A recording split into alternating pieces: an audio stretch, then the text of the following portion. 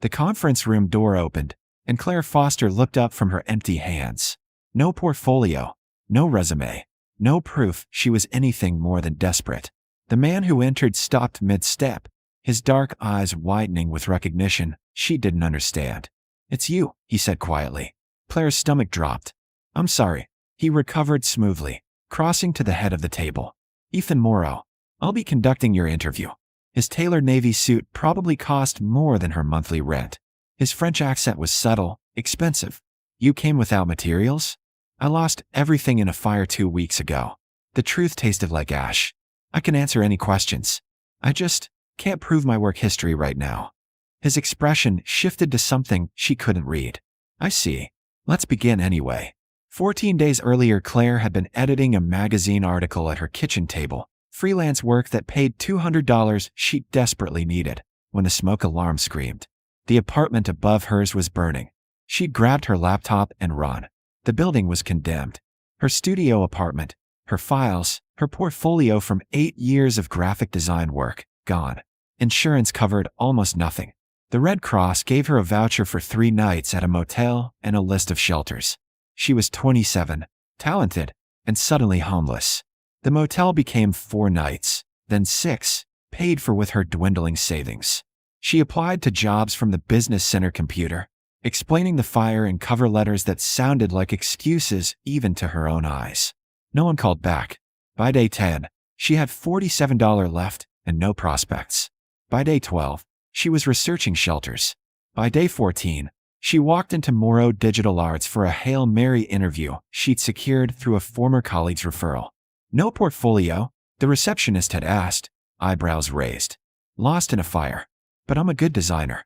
Please, just let me talk to someone." Now she sat across from Ethan Moreau, founder and CEO, worth an estimated $2.3 billion according to the Forbes profile she'd frantically Googled in the lobby. He was 33, French-born, based in Manhattan. He'd built his empire on luxury brand design and digital marketing. He was also studying her face with uncomfortable intensity. "Tell me about your design philosophy," he said. Claire steadied her voice. "I believe good design is invisible. It should serve the content, not overshadow it. I focus on clean lines, intentional white space, and typography that guides the eye without demanding attention." She met his gaze. "I know I can't show you samples right now, but I can describe every project I've worked on. I can take a design test. I can. Where were you 5 years ago?" The question cut through her pitch. Claire blinked. 5 years ago? I was working at a small firm in Brooklyn." "What?" "November. A Wednesday evening." She had no idea what he was talking about. "I don't remember specific days from 5 years ago." Ethan leaned back, something like wonder crossing his face. The subway platform. The F train. There was a man having a seizure. The memory slammed into her. The crowded platform, everyone stepping back, a businessman convulsing on the dirty concrete. She'd been the only one to kneel down, to turn his head so he wouldn't choke, to stay with him until paramedics arrived. Her coat had been ruined. She'd missed her train and been late for a date she'd been nervous about. "That was you." Her voice came out small. "That was me." Ethan's eyes were bright. "I woke up in an ambulance. The paramedic said a young woman had kept me stable, probably saved my life. She left before I could thank her. Brown hair in a ponytail, green coat, brown eyes that looked tired but kind." He paused. "I've thought about her for 5 years. Wondered who she was. If I'd ever get to say thank you." Claire couldn't breathe. It was nothing. Anyone would have. No one else did. 40 people on that platform. You were the only one who helped. His voice roughened. "I tried to find you. Asked the station. Filed inquiries with the MTA. Nothing.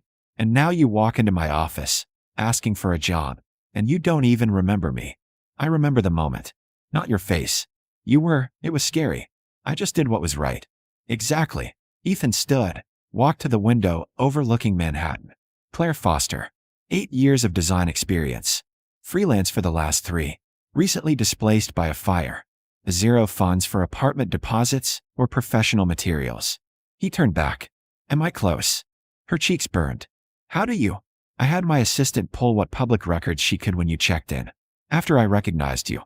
He returned to the table, sat on its edge instead of in his chair. "I owe you my life. You're not leaving this building without a job. Mr. Moreau, Ethan. Please. Ethan, I appreciate the gratitude, but I don't want charity. I want to earn, then earn it. Take the design test.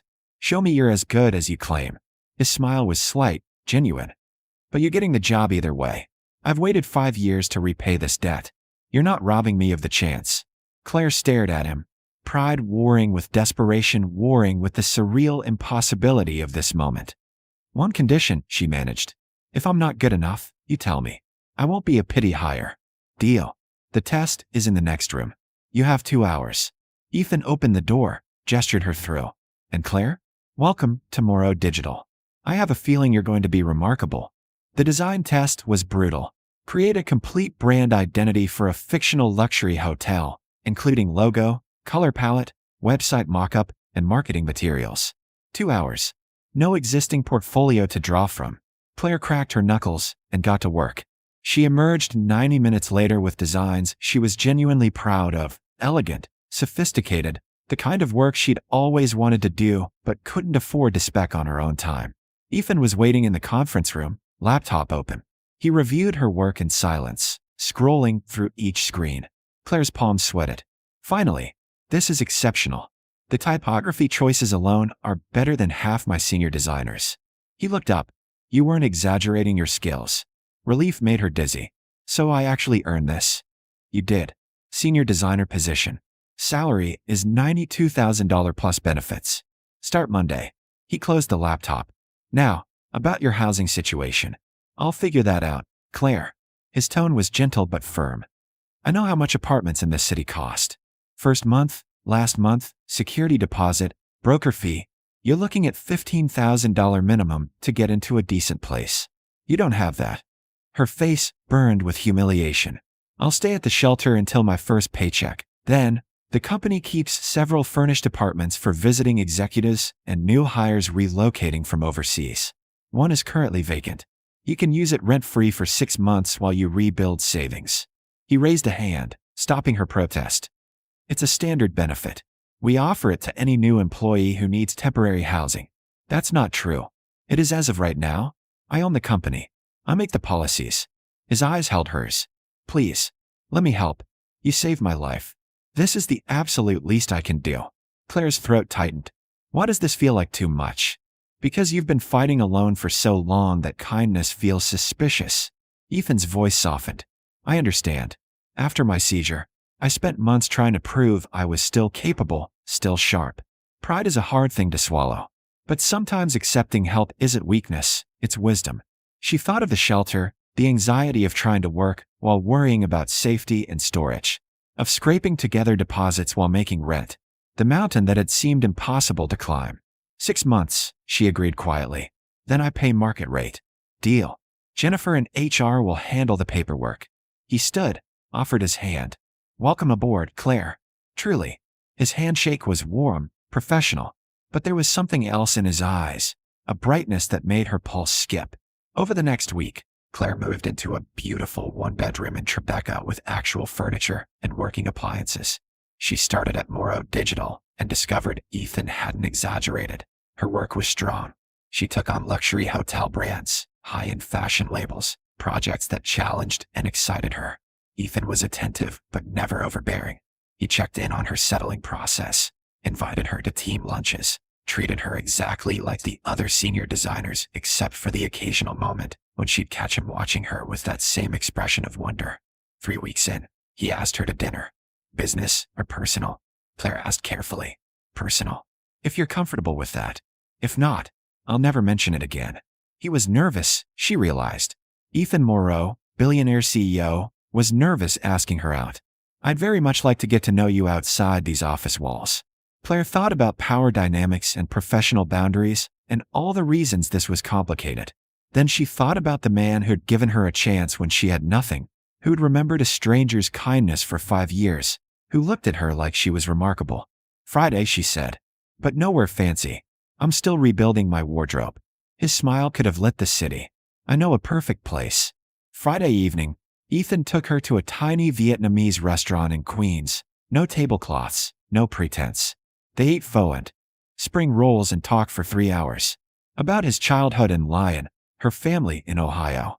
His seizure disorder, controlled now with medication, and the terror of those first months after diagnosis. Her design dreams, and the frustration of freelance instability. Why me? Claire asked finally. You could date anyone. Why someone you employ? Why someone who started with nothing? Ethan set down his chopsticks, considering. In my position, everyone wants something. Access, money, status, connections. They see the billion-dollar valuation before they see me. He met her eyes. You saw a man having a seizure and helped because it was right. You didn't know who I was. Didn't care. You just cared that I was human and needed help. His voice dropped. That's rare. You're rare. I'm really not. I'm just someone who tries to do the right thing. Exactly. He reached across the table, palm up, offering. That's everything. Claire took his hand, feeling the calluses that surprised her. He worked with his hands, she'd learned, still designed personally for major accounts. He wasn't just money. He was talent and drive and kindness wrapped in expensive suits. This is crazy, she whispered. A month ago I was homeless. A month ago I hadn't found the woman I'd been looking for. Now I have. Ethan squeezed her fingers gently. If this is too fast, tell me. We can slow down. But I want you to know, I'm serious about this. About you. They dated through autumn, carefully navigating work boundaries. Claire insisted on keeping their relationship quiet at the office, and Ethan respected that. They were colleagues by day, partners by night. He introduced her to museum galas, and she introduced him to dive bars. They balanced each other. At 3 months, Claire moved into her own apartment, smaller than the company housing, but hers, paid for with money she'd earned. Ethan helped her move, carrying boxes and jeans and a t-shirt, looking more relaxed than she'd ever seen him. Proud of you, he said, surveying her new space. This is all you. Thanks to you giving me the chance. Thanks to you being extraordinary. He pulled her close. I love you, Claire. I've been waiting to say that. Her heart stuttered. I love you too. Even though this is absolutely insane. The best things usually are. At 6 months, Ethan proposed, not with a huge production, but quietly in her apartment over takeout Thai food, with a ring he'd designed himself featuring interlocking geometric shapes that reminded her of her own design aesthetic. Marry me, he said simply. Build a life with me. Let me spend forever being grateful I had a seizure on that platform. Claire laughed through tears. That's the worst proposal reasoning ever. But it's true. That moment brought me you. He kissed her softly. So what do you say? Yes. Obviously yes. They married 8 months later in a small ceremony at a chateau outside Lyon. Ethan's family, Claire's parents, their closest friends. Claire wore a dress she'd sketched herself and had custom made, elegant and understated. Ethan cried during his vows. You saved my life twice, he told her, voice rough with emotion. Once on a subway platform, and once when you walked into my office and reminded me what matters. I promise to spend our life together proving worthy of both rescues. Claire held his hands. This impossible man who'd become her home. You already have. Every single day. The honeymoon was 2 weeks in Japan, where they visited temples and ate incredible food and talked about the future. Children, maybe, in a few years. Expanding Claire's role at the company, she was ready for creative director. Building something together that honored both their dreams. Back in Manhattan, life settled into something beautifully ordinary. Claire led the design team with innovative campaigns that won industry awards. Ethan continued building his empire, but came home every night to their apartment. They'd moved into a place together in Brooklyn, deliberately choosing neighborhood over luxury. One evening, 18 months after that first interview, they walked past the subway station where they'd first met. Ethan stopped, looking at the platform below. Do you ever think about that day? He asked. Sometimes. I almost didn't help. I was tired, running late, didn't want to get involved. Claire leaned against him. But my mom always said you make time for what matters. People matter most. Your mom is wise. Ethan wrapped his arm around her shoulders. I've been thinking about something. The company does well. We can afford to give back more substantially. What did you have in mind? A foundation. For people displaced by emergencies, fires, floods, sudden homelessness. We help with immediate needs, housing deposits, work clothes, professional materials. Whatever it takes to get them stable while they rebuild. He looked at her. You know exactly what that population needs. You lived it. Claire's throat tightened. That would help so many people. Then let's do it. The Claire Foster Foundation. We launch next quarter. Not just my name. The Moreau Foster Foundation. We're partners in this. Partners in everything. Ethan agreed. The foundation launched with $10 million in initial funding. By year 2, it had helped 847 people get back on their feet. Claire ran it personally alongside her design work, interviewing applicants, understanding their stories, seeing herself in their exhausted eyes and desperate dignity. One afternoon, she sat across from a young woman named Mia who had lost everything in an apartment fire. No portfolio, no professional clothes, no security deposit for a new place. Just desperation and talent she couldn't prove. Here's what we're going to do, Claire said gently. We'll cover first month's rent and deposit on an apartment. We'll get you interview clothes and a new laptop. And I'm going to connect you with Moreau Digital's recruiting team. We have an entry-level opening I think you'd be perfect for. Mia stared at her. Why? You don't even know me. I know you're here, asking for help, which takes incredible courage. I know you're talented. I read your application materials. And I know exactly what it feels like to walk into an interview with nothing but hope. Claire smiled. Someone gave me a chance once. I'm just paying it forward. Mia cried. Claire gave her tissues and contact information and the fierce certainty that this was what the money was for. This moment of witnessed suffering transformed into possibility. That night, she told Ethan about Mia over dinner. He listened, pride evident in his eyes. You're changing lives, he said. We're changing lives. This is our work together. I like the sound of that. Our work. He reached across the table. I have something to tell you. I got the test results back today. Claire's heart jumped. They've been trying for a baby for 3 months. And the seizure medications are fully compatible with pregnancy. My neurologist cleared us. This smile was brilliant. We can start our family, Claire. Whenever you're ready. She stood, moved around the table, and kissed him deeply. I'm ready. I've been ready since the day you recognized me in that conference room and offered me a future. Then let's build it together. Everything we dreamed. 2 years later, Claire stood in the nursery of their Brooklyn brownstone. They'd upgraded when the twins came. Watching Ethan rock their daughter Sophie while their son Lucas slept in the crib.